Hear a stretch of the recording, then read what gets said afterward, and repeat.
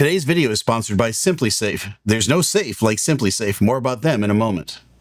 Just 2 days ago, arguably the most important airplane on the planet had a dust-up with Spirit Airlines, and this video's got it all. It's got drama, it's got intrigue, it's got insults, it's got sarcasm. Let's take a look at what happens here with Spirit. Spirit 1300, turn 20 degrees right, vector traffic and defense. Okay, there's the first call, right? And they're up in Boston's airspace. I've spent most of my career up in Boston airspace, and Spirit 1300 is told to turn 20 degrees right. I can't tell you how many times I've been told to turn 20 degrees right or left, or somebody else has been told that. And let's count now how many times they get told to turn 20 degrees right, and they don't respond. That's number one. Pay attention, Spirit 1300, turn 20 degrees right. Spirit 1300, turn 20 degrees right now. Spirit Wings 1300, turn 20 degrees right immediately. Okay, does this guy sound like he's urgent? All right. Now, there's a real good reason why he's telling Spirit to turn 20 degrees right. Why Spirit's not responding, I have no idea. And there's any number of reasons why an aircraft might not respond. And they involve, sometimes the radio transmissions get blocked by another aircraft. Usually on a frequency like this, you can hear that. You'll hear a buzz like when somebody's talking, and that's what we hear up in the cockpit, and you don't know whether they were talking to you or not. The crew could be distracted by something, all right? That is a player here towards the end. And they might just be having a spirited conversation up in the cockpit and not listening up on the radios. And can I say that's ever happened to Captain Steve? It shouldn't, but the reality is at times you're engaged in something and you miss a call. I don't know if I've ever missed 3 or 4. Let's see. It keeps going. Finally, after the 4th call to Spirit, and it's real hard to hear them, right? Because I think they're at a distance when this is getting picked up. But they acknowledge turn 20 degrees right, Spirit 1300. They should have acknowledged that on the first time. Now, why is the sense of urgency here? Okay, we'll find out. Pay attention, Delta 2951, Boston Center 134.0. Spirit 1300, traffic's off your left wing by 8 miles, 747. Oh, that's the first clue. It's off your wing 6, he says, or 8 miles, somewhere in that range, a 747. What could be a 747 that's so important that this Boston controller is telling him he's got to turn immediately? Well, I think we know the answer to that. So you can see who it is. It's flight level 320, maintain 330. Okay, so he's climbing Spirit out from 320 to 330, and he says, I think you can see who it is. Now, when Air Force One is flying around, over the years, at least my 34 years with the airlines, there's been a lot of different ways that they handled Air Force One. Back in the day when I first started flying, when you went to an airport, they would stop everything on the ground. Air Force One would come in, and then we'd go out, and everything would stop on the ground, and you couldn't taxi until Air Force One was safely off. Then a few years after that, that kind of changed, and Air Force One was just in line with everybody else.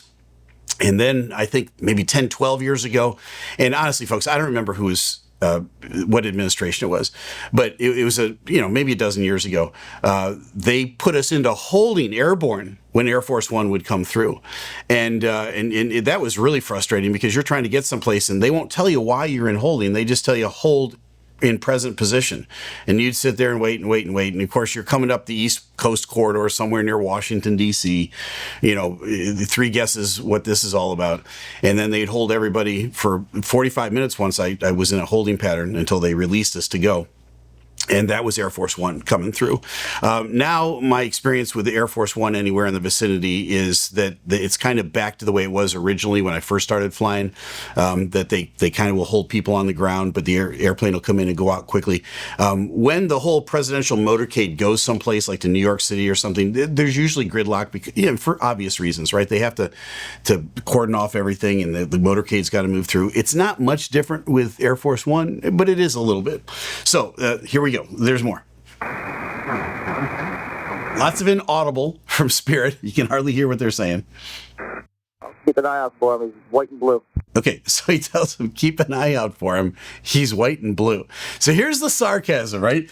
So I told you there was a little bit of drama in this. There's a little bit of intrigue. Who's he talking about? Where's the sarcasm? Well, look outside. It's a big airplane and it's painted in white and blue, my friend. At 1300 Boston Center 134.0. And we'll be right back after a short word from our sponsor. When you're raising 8 kids, you think about safety a little differently. It's not just about locking the doors. It's about making sure the people you love most are protected day and night. That's why I'm so glad we partnered with SimpliSafe.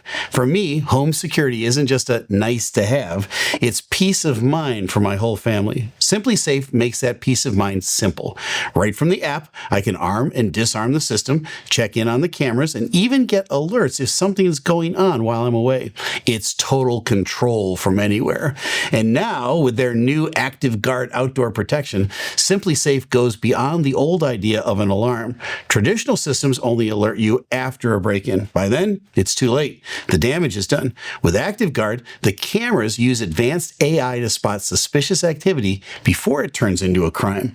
Monitoring agents can see and talk to intruders in real time, set off alarms and lights, and even request urgent police dispatch if needed. That's protection that actually prevents problems. What's really smart is how the AI knows the difference between friend and foe. So if it's the neighbor, your kid, or even the dog walker, no false alarms, just accurate alerts that matter. And the setup, easy. You can install it yourself in minutes, or my choice, have a pro do it for you. Plans start at about $1 a day with no long-term contracts or hidden fees. No wonder SimpliSafe has been named Best Home Security System 5 years running and recognized for top-notch customer service by Newsweek and USA Today. So if you're like me and you want your family to have that same sense of security, here's the deal. Save 50% on your SimpliSafe security system when you sign up for professional monitoring, and your first month is free. Just visit simplisafe.com/Steve to customize yours. Remember, there's no safe like SimpliSafe. And thanks to SimpliSafe for sponsoring today's video. Sponsors like this help us to make more content for you. I got to talk to you twice every time. Spirit 1300 Boston 134. Oh, that's like the ultimate insult. I got to key up the mic and talk to you twice every time. Listen up, buddy. All right, if you get a buddy from air traffic control, you know that you're kind of really not on your A game that day. So he gives them a second time to dial up Boston on 34-0. Here we go. 4.0. Pay attention. Get off the iPad. There it is. There's the ultimate insult. And, probably this air traffic controller shouldn't have said that, but he did. He says, pay attention, get off the iPad. So obviously he's saying you guys are distracted for some reason. And he's rightly so. He's having to do 3 or 4 times as much work when it comes to Spirit. And the stakes are really high. Very, very important that you don't get anywhere near Air Force One. What about Air Force One? Okay. Let me explain to you a little trivia about Air Force One. And I learned a bunch of stuff just looking this up. I did know this before. Air Force One is only called Air Force One when the president is on board. So the actual 747, and there are 2 of them, the actual 747 is not always Air Force One. You know the president's on board when they go by the call sign Air Force One. And you say, well, do they broadcast that on the airwaves? Yeah, I've been flying. And you'll hear Air Force One chime in. And you go, oh, Air Force One's nearby. Now, they won't let you anywhere near Air Force One, right? The fact that these guys got within 8 miles, 6 miles of Air Force One is really kind of unusual. Now, it doesn't violate any. This wouldn't qualify as a near midair. It's not in that category, right? And certainly this wouldn't be a TCAS RA event at all. That's too far away. But this is about as close as I've ever heard of anybody getting to Air Force One. All right. So Air Force One is when the president is on board. Marine One is the same. It's that helicopter that leaves the White House and goes over to Andrews Air Force Base. It's only called Marine One when the president is on board. This version of the Air Force One is a Boeing 747. It was a 200 Bravo model, and it got put into service, I think, in the early 90s, if I'm not mistaken about that. I'll give you the whole history of all the Air Force Ones that started back in World War II.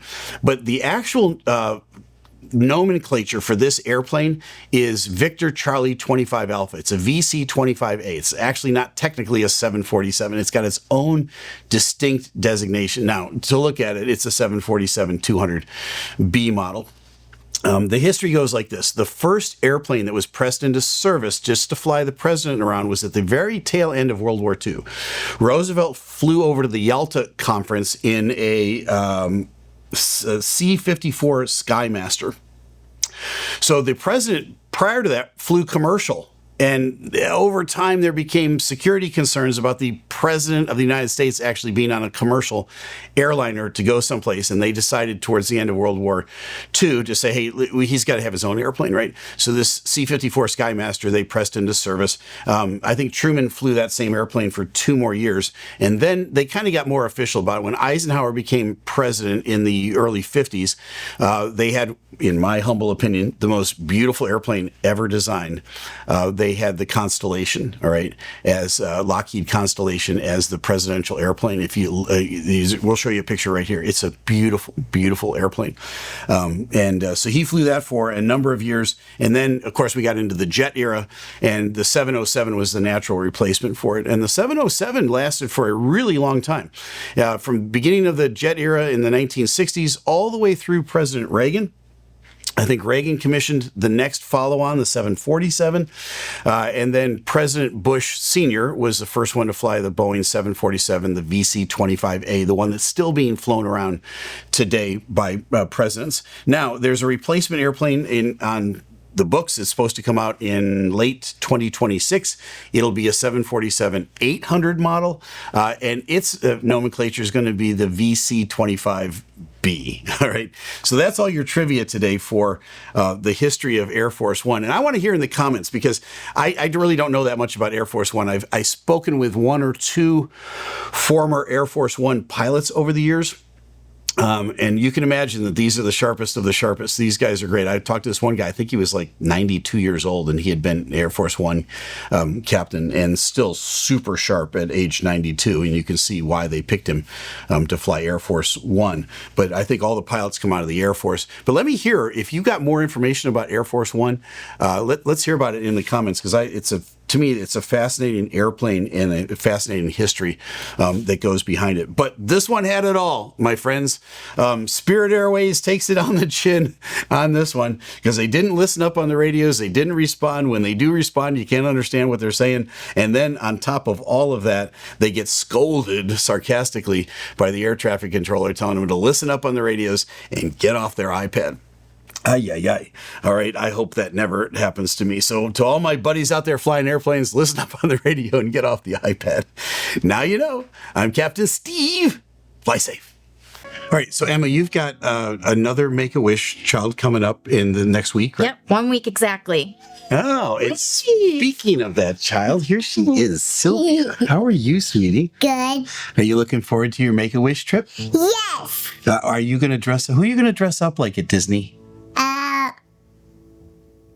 Cinderella. Ooh, Cinderella. Ooh, it changed from Elsa.